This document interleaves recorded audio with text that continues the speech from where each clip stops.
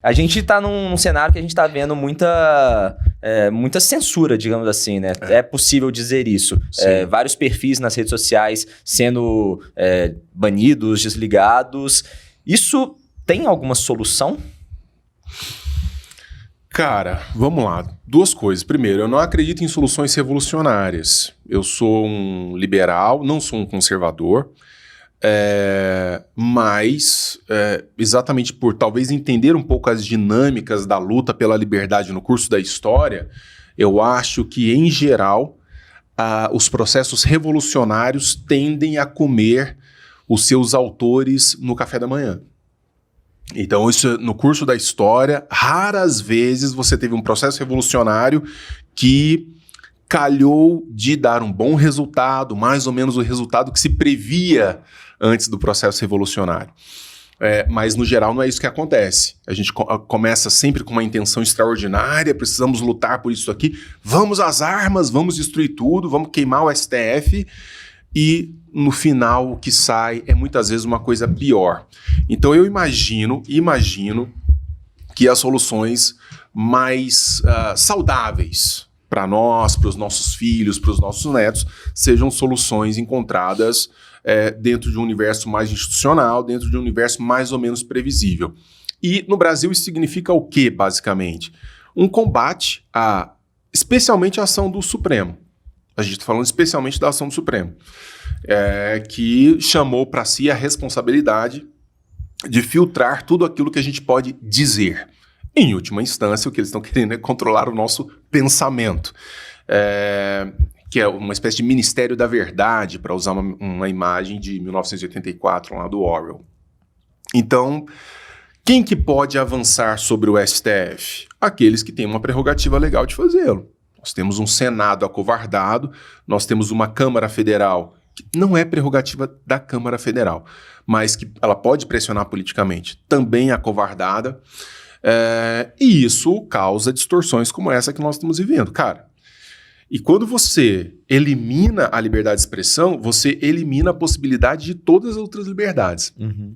A liberdade de expressão é o grande pilar que sustenta todas as outras liberdades. Ou seja, se eu não posso mais dizer as coisas, o que dirá fazer? Né? Uhum. Então, eu tenho acompanhado com muita preocupação.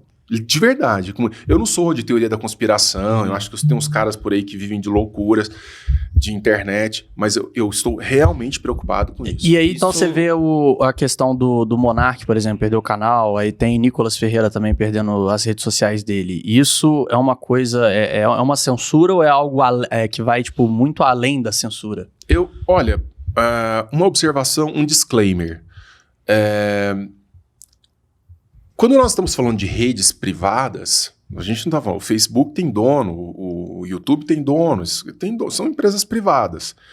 Se eles decidem, por conta própria, retirar um conteúdo, é o mesmo que dizer que aqui no boteco, eu estou fazendo uma metáfora grosseira, tá? Que o cara do boteco aqui falou assim, eu não vou mais vender cerveja tal, só aquela outra cerveja. E você que gosta da cerveja que ele vai parar de vender, você deixa de frequentar aquele boteco. Então, quem vai calibrar isso no seu contato com a rede, no caso, é o frequentador da rede.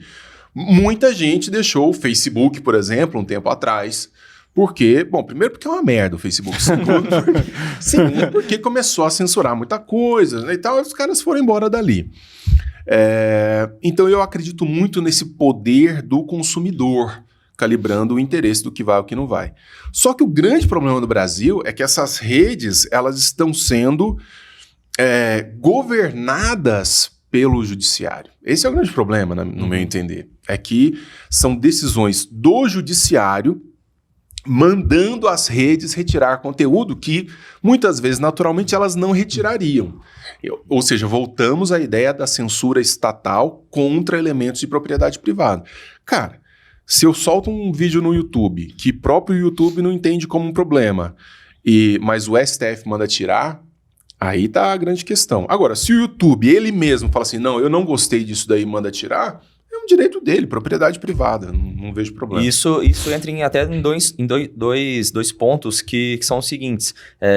As plataformas, elas tendem a se vender com uma imagem de que a pessoa pode publicar qualquer coisa, então ela é um espaço aberto para publicar qualquer coisa. Sim. Dito isso, ela não teria responsabilidade sobre o conteúdo, só que Censura. ela censura, muitas vezes nem censura, às vezes tira um vídeo do ar por algum motivo, às vezes nem por conta do judiciário. Isso. Mas tem vários casos que vídeos são deletados do YouTube por irem contra as políticas, sendo que se tá indo contra a política, então ela tá, de fato, filtrando algum tipo de conteúdo que tá entrando na plataforma. Exato. Então não é tão livre assim. Aí Exato. ele fica tentando sair daquela responsabilidade de cair alguma coisa nas costas da plataforma. Não, e é né? verdade, você falou um negócio que é muito verdadeiro.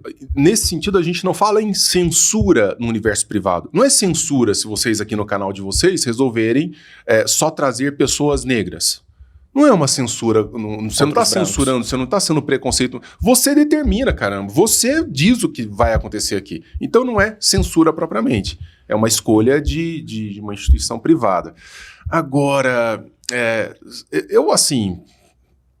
o que me preocupa é esse contrato muito obscuro com as redes. Uhum. E isso eu acho muito ruim. Quando a gente entra lá no YouTube, quando a gente entra em qualquer outra dessas redes, você concorda com os termos de uso. Você assina um contrato, né? Clica lá, aceito e tá tudo certo. Ninguém nunca lê. Ninguém nunca lê aquela merda. É muito obscuro, né? Então, falta clareza nisso.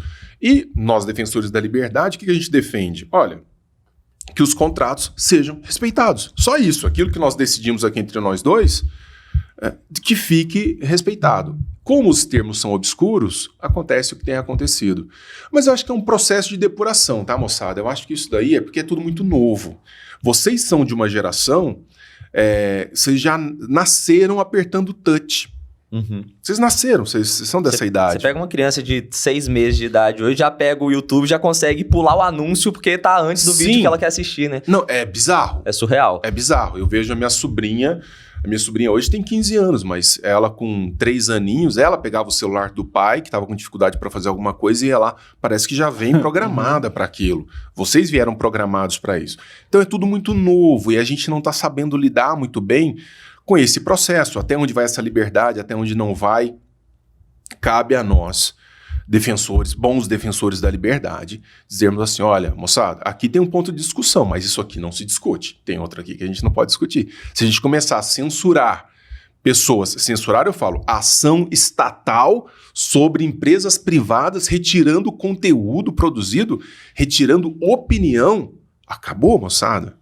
Aí nós entramos num limbo do qual a gente não sai nunca mais. É uma merda isso daí.